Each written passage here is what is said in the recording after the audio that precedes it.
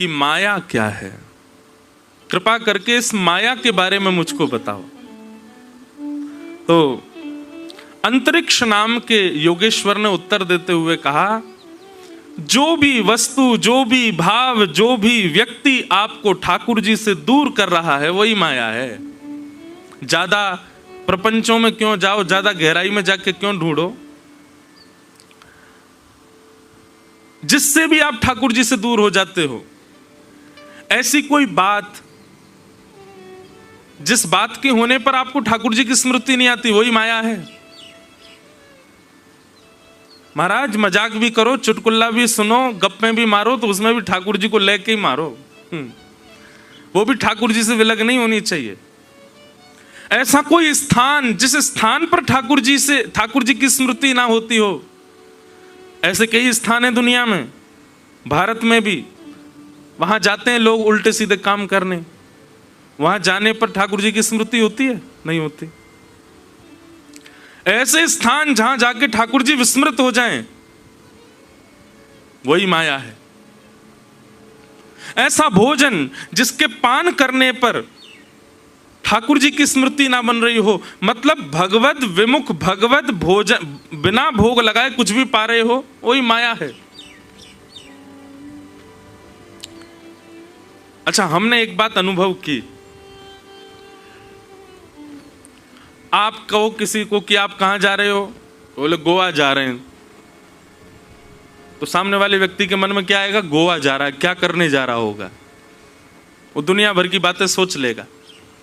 हम कहें कि हम गोवा जा रहे हैं तो क्या होगा? आदमी सोचेगा तो अच्छा गोवा जा रहे हो, पर हम गोवा में भी कथा करके आए हैं। गोवा में भी उन समुद्र के किनारे पर जहां पर सब उल्टे सीधे काम करते हैं, वहां बैठ के सुबह 5 बजे हमने कथा सुनाई। गोवा तो नहीं था, थोड़ा गोवा से दूर था। बड़े आनंद आए वहां पे। आसपास में ऐसे रिजॉर्ट थे वहां पे, तो रात भर वहां पे गाने चलते थे। हम लोग सो जाते थे, जल्दी सुबह उठना होता था। उन लोगों का सोने का समय होता था, हमारा कीर्तन शुरू होता। तो कीर्तन की आवाज आती, कभी कभी खिड़की में से झांक के देखते, यार ये गोवा में आके कीर्तन कर रहा है, ये यहां आके कथा सुना रहा है। तीर्थी कुर्वन्ति तीर्थानि, श्रीमद् भागवत कहती हैं कि जब वैष्णव पूर्ण रूपेण अंतस्थ से वैष्णव हो जाता है, तो वो किसी भी स्थान पर चला जाए, वहां पर ठाकुर जी की स्मृति अपने आप घूमने लग जाती है। हम तो कहते हैं अपने आप को ऐसा बनाओ कि आप पर स्थान का प्रभाव ना हो, आपका प्रभाव स्थान पर हो। व्यक्ति का प्रभाव आप पर ना हो, आपका प्रभाव व्यक्ति पर हो। भोजन का प्रभाव आप पर ना हो, आपका प्रभाव भोजन परोसने वाले पर हो। और यही भक्ति का स्वरूप है। वो कैसी भक्ति जो स्थान पर जाके परिवर्तित हो जाए, व्यक्ति से मिलके परिवर्तित हो जाए। कई लोग कहते हैं हम पहले बहुत भजन करते थे महाराज जी, ब्याह होने के बाद पत्नी ऐसी आई, अब भजन छूट गया। नहीं, तुम्हारा भजन पहले भी नहीं था। अगर होता तो चाहे दुनिया इधर उधर हो जाती, तुम्हारा भजन नहीं छूटता। पहले हमारा बहुत भजन था, और जब से बंबई चले गए, पहले वहां रहते थे गांव में, वहां भजन हो जाता था, बंबई आते भजन छूट गया। इसका मतलब क्या है? तुम्हारा पहले ही भजन नहीं था, इसलिए बंबई और ये गोवा हो गए, ऑस्ट्रेलिया हो गए, कनाडा, अमेरिका, इनसे प्रभाव थोड़ी पड़ता है भजन पर। चैतन्य महाप्रभु जब वन में विचरण करते थे, और वन में विचरण करते हुए जब भुजा उठा करके हरि बोल हरि नाम संकीर्तन जब करते थे, तो हिंसक जीव भी जो केवल काटना मारना खाना जानते हैं, ऐसे जीवों के चित्त में भी ममता प्रकट हो जाती थी, और वो जीव भी चैतन्य महाप्रभु के साथ में कीर्तन करने लगते थे। इसका मतलब क्या है? भजन अपना प्रभाव डालता है। भजन उस वातावरण को, उस व्यक्ति को, उस स्थान को प्रभावित करता है। और आपके भजन से यदि ये प्रभाव नहीं जा रहा है, तो आपका भजन अभी उतना नहीं है।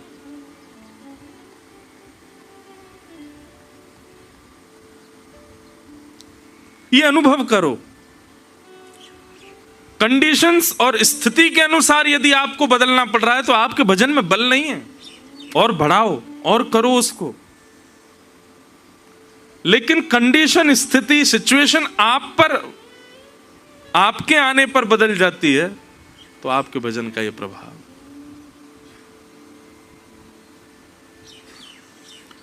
तो माया क्या है? जो भी वस्तु कुछ भी हो, A to Z, जो भी ठाकुर जी से विलक करने में परिश्रमित है वही माया है, उसे माया कहते हैं।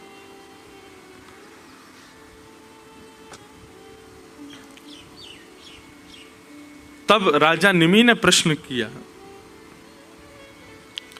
यथैतामैश्वरीं मायां दुस्तराम कृतात्मभिः तरन्त्यञ्जन स्थूल धियो महर्षः इदमुच्यताम्। महाराज, ये माया तो बड़ी भयानक होती है। इस माया में फंसने वाला तो फिर कभी इस माया से नहीं बच पाता।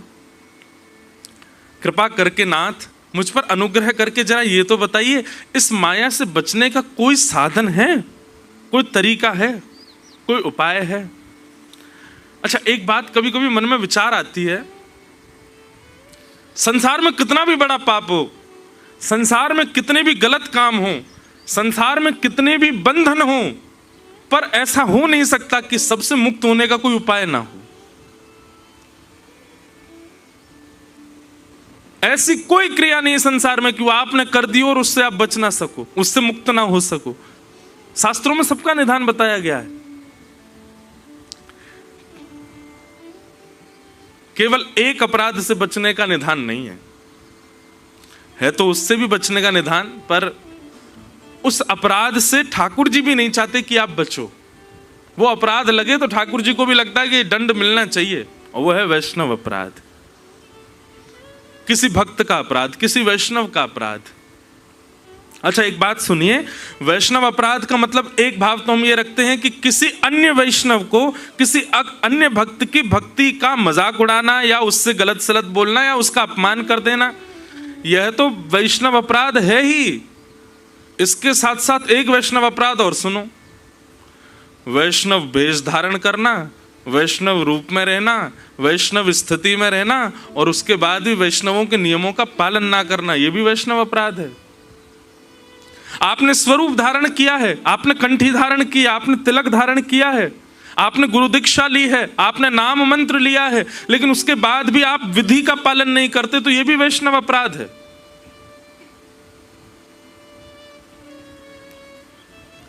स्वयं को वैष्णव कहलाना मात्र से काम नहीं चलेगा, वैष्णवता होनी चाहिए आपके आचरण में। स्वरूप वैष्णव का हो यह आवश्यक नहीं, आचरण वैष्णव का होना चाहिए।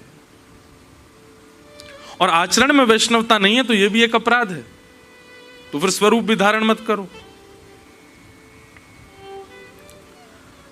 तो माया से कैसे बचा जा सकता है नाथ, कृपा करके मुझे बताओ।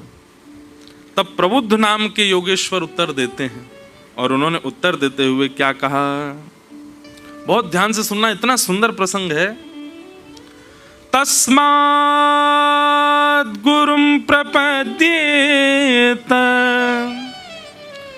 जिज्ञासु श्रेय उत्तमं शब्दे शाब्दे परे च निष्णातं ब्रह्मण्युपशमाश्रयम्। माया से बचने का एक उपाय है। माया से बचने का मतलब, माया में रहते हुए भी माया आपके हृदय को प्रभावित नहीं करेगी। कब? जब गुरु शरणागति से गुरु की दिशा रूपी कवच को पहन करके यदि चलोगे तो माया आप पर प्रभाव नहीं डाल पाएगी। एक बात मेरी बहुत ध्यान से सुनिएगा,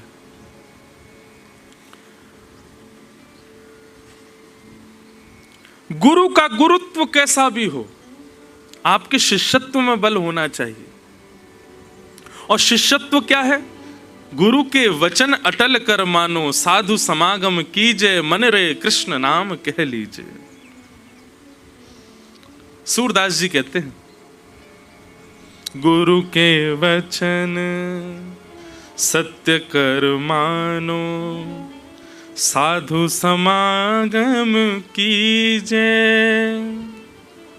गुरु के वचन सत्य कर मानो, साधु समागम कीजे। पढ़िए सुनिए भगति भागवत, पढ़िए सुनिए भगति भागवत, और कहा कछु कीजे, और कहा कछु कीजे। मन रे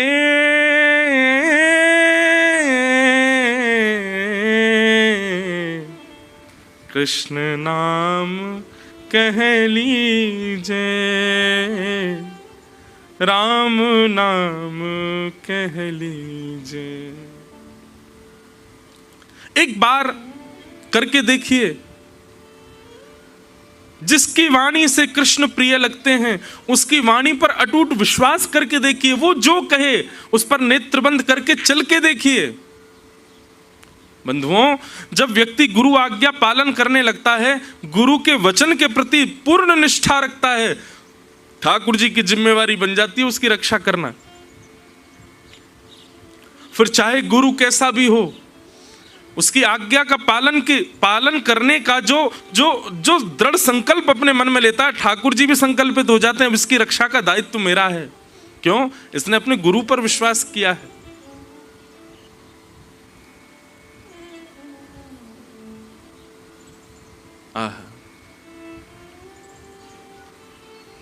तस्मात् गुरु प्रपद्येत।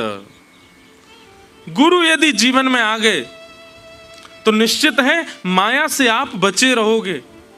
माया में रहते हुए भी माया का प्रभाव आपके ऊपर नहीं होगा। एक प्रकार से ये समझ लीजिए, गुरु कौन? बोले रेन कोट है, कितनी बरसा कर लो गीले नहीं होगे। हाँ, क्योंकि माया के बीच में ही हो तो थोड़ा बहुत तो प्रभाव होगा, थोड़े बहुत तो छींटे पड़ेंगे, नीचे से पैंट थोड़ा तो गीला होगा, कहीं कहीं से आपकी टी शर्ट पर भी थोड़ी बहुत बूंद तो पड़ जाएंगी, पर पूर्ण रूपेण माया की वर्षा में गीले नहीं हो पाओगे।